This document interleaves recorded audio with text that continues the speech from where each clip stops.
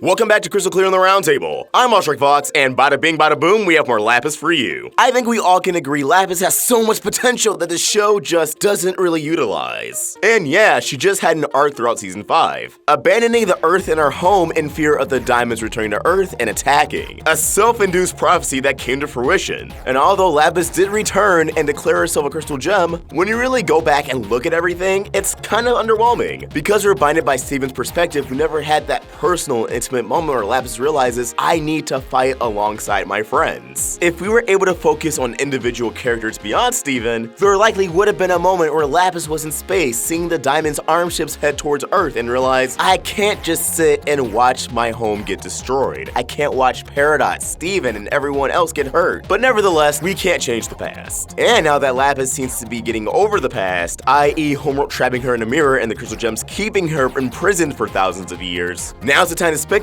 what's in store for Lapis Lazuli. And we actually have a lead of speculation, thanks to the good old Steven Universe podcast. Now before we dive in, I just want to remind you guys we have a Teespring. We put back up a bunch of designs due to popular demand. I'm Always Feeling Blue, The Diamond Crashers, Plan of Attack, Roundtable Black and Blue, and so much more. Check them out, link in the description. Things seem to be looking up for fans of Peridot and Lapis. Now that the barn is destroyed along the part of Steven's house, it's looking very likely Peridot and Lapis will move into the temple full time, and likely get their own rooms. I think this will make it a bit harder to ignore them, especially as full-time members of the team. But what purpose will they serve? I mean, just being in the presence of Peridot is always a great time. A lot of her scenes just write themselves, but Lapis? Not so much. We spent so long with this character who keeps herself living in fear, holding grudges against others. And while most of those grudges have been dropped, there's a pretty big one that I can see playing a role in the story. And no, it's not Jasper, although that will definitely come into play at a later time, but with Blue Diamond. Rebecca Sugar revealed on the Steven Universe podcast that Lapis taking on Blue Diamond during Reunited was actually a pretty big moment for the character, and that Lapis has a lot of resentment against Blue Diamond. This fight,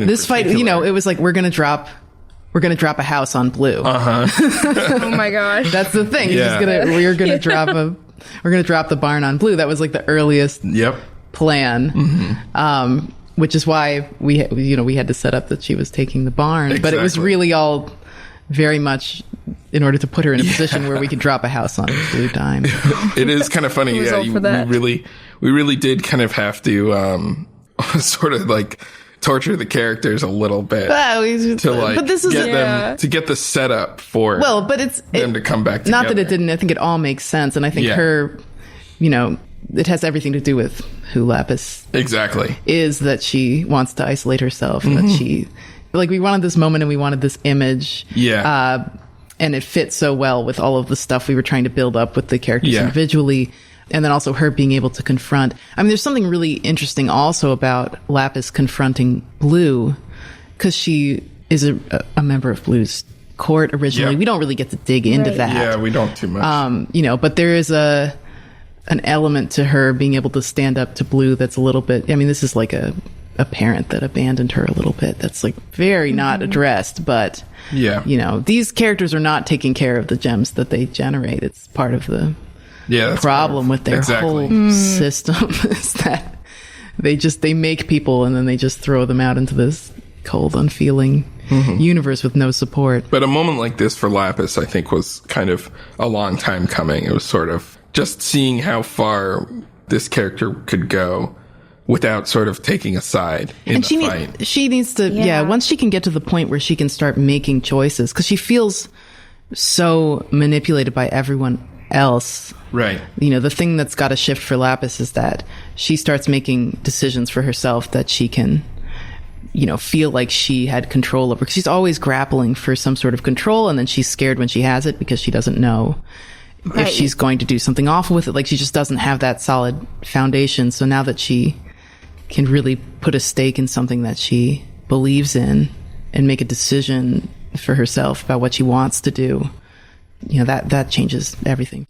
Yeah, that's pretty heavy stuff. Not to mention the standoff between Lapis and Blue Diamond was conceived all the way back in 2015, as revealed on the Crooniverse Tumblr. This matchup was a long time coming, and based off everything, we've only scratched the surface. The concept of the Diamonds being mothers that bring all these children to the world and then just send them off and abandon them, it's not easy to digest. And while it appears as if everyone else is way past her mommy issues, I can understand why Lapis would hold on a little bit more. The only reason she was trapped in the mirror was because of Homeworld. And once she returned thousands of years later at the end of season 1, they interrogated her, treated her like a traitor, which happens in reality a lot more than you would like to think. But it appears as if Lapis is a higher ranking gem. After all, Blue Diamond was very, very surprised when she saw Lapis turn against her and reunited. The notion that a Lapis Lazuli of all gems would turn traitor. But how is all this pent-up aggression going to correlate with the trajectory of the series? With where we're headed?